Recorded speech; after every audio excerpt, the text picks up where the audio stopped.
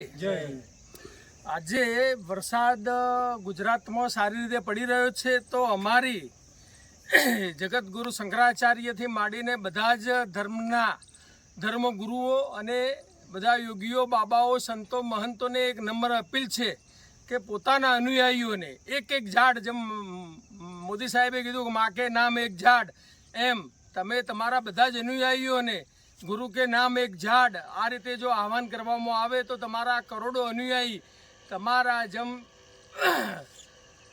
સ્વાધ્યાય પરિવારમાં પાંડુરંગ શાસ્ત્રીના એક આહવાનથી કરોડો ઝાડ આજે ગુજરાતમાં અને ઇન્ડિયામાં લહેરી રહ્યા છે.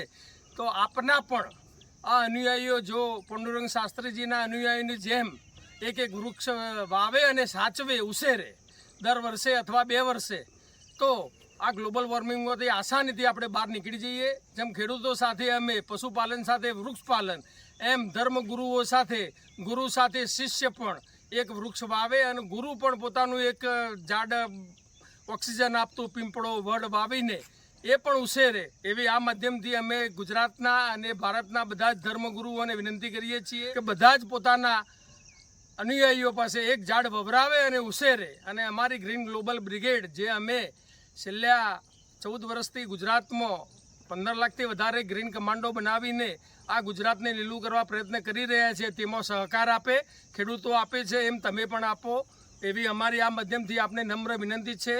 ફરીથી ગુજરાતના બધા જ પર્યાવરણ પ્રેમીઓને વિનંતી છે કે વરસાદ સારો પડી રહ્યો છે, એક ઝાડ વાવો અને ઉછેરો. બસ, વધારે કંઈ કહેવાનું નથી, પણ આ એક જરૂરિયાત છે આવનાર સમય માટેની, આવનાર પેઢી માટેની.